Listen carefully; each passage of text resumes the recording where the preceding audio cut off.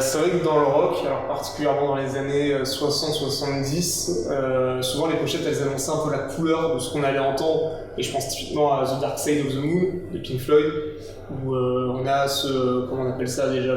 C'est un prisme. Oui, c'est ça. Ouais. Un prisme, mais au milieu d'un fond noir, quoi, qui fait penser un peu peut-être à l'espace, au côté spatial. Et Pink Floyd, c'est en général une musique qui a tendance à faire voyager c'est vrai. Dans un autre univers, quoi.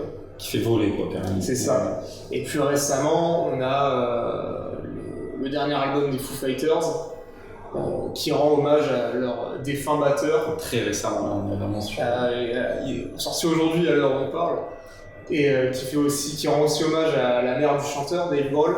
Et là, on est sur une pochette blanche avec juste quelques nuances. Ouais, il fait son lumière. C'est ça. Et là, on est vraiment sur. On sent que c'est un côté. Le paradis, l'hommage. Moi, quand je le vois, ça me fait vraiment penser à la lumière au bout du tunnel un peu. C'est un peu ça. C'est un blanc très profond, quoi. C'est un peu ça, mais aussi quand tu sais que le titre de l'album c'est But Here We Are, donc on est là. C'est aussi un peu le blanc de l'espoir, du renouveau, quoi. Ouais, ok. Ça continue, quoi. Ouais. C'est ça. C'est vrai qu'on a beaucoup parlé de rock. On peut parler de rap aussi, puisque je pense que c'est le genre le plus écouté dans le monde, clairement. C'est sûr.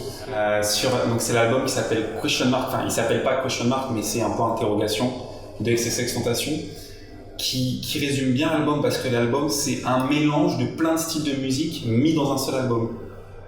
Ça, je veux dire, et tu peux te dire comment je peux l'appeler. Comment je peux appeler cet album, sachant que j'ai mis tous les styles de musique dedans, un Question Mark. Tu vois, ouais, ça va vachement bien avec l'album, je trouve. C'est très intéressant parce que tu parles de rap et en fait t'as pas les mêmes codes dans les pochettes de rock et de rap. Oui, tu vois une pochette, à part si vraiment l'artiste joue dessus et essaie de tromper son public, tu vas reconnaître tout de suite le style dès que tu es confronté à la pochette. Par exemple, je pense à des artistes comme Kanye West. C'est très minimaliste. En général, c'est très minimaliste.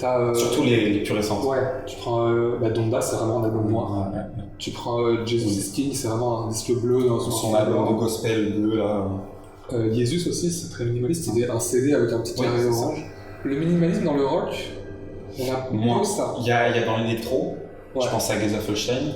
T'as quelques groupes alternatifs, je pense à Love, Lost Space and Dream de Forcing qui est une œuvre d'art. Qui est une œuvre d'art, c'est très intéressant. C'est une œuvre de Damien Hirst.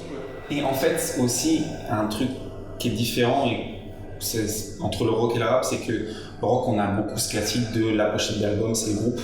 Sur énormément d'artistes. Surtout dans les années 80, ouais. Et même tu regardes même des pochettes de groupes indie qui s'inspirent des années 80, justement. Ça rouvre, il y a énormément des photos de personnes. Dans le rap aussi, mais dans le rap, j'ai l'impression aussi des fois, ils essaient juste de donner une émotion, tu vois. Je suis d'accord. Ou une ambiance. Ah, ça se fait de moi, je trouve. Enfin, je suis pas un expert de rap, mais quand la photo du rappeur. La photo du rappeur. Ça y est, mais c'est... Il y en a, bien sûr. Oui, des exemples, il y en aura plein.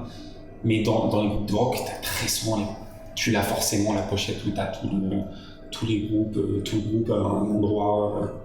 Ouais, c'est de musique aussi qui ne transmettent pas les mêmes messages.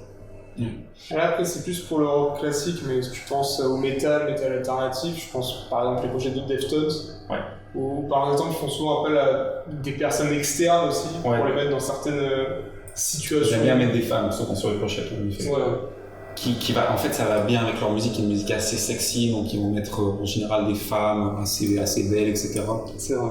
C'est un fort marqueur temporel en fait, la pochette d'album. Oui, exactement. En fait, il y a aussi des pochettes, on sent à quelle période elles sont sorties par rapport au film qu'il y avait à l'époque aussi. C'est vrai. Dans les années 80, je pense notamment à Blowstorkel, qui ont des pochettes très science-fiction. Ouais. Je crois que c'est Boston aussi. Boston aussi, c'est vrai.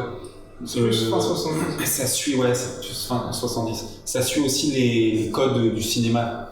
C'est en réalité. Ça. Et maintenant, je dirais même que ça suit les codes des réseaux sociaux. Et des réseaux sociaux. Quand tu vois les pochettes comme celle de Polyphia, celle de Sleep Token, tous ces groupes un peu très récents en fait, c'est le côté minimaliste en fait. Enfin, pas minimaliste vraiment, mais c'est le côté. Il faut que ça soit beau et simple. C'est ça.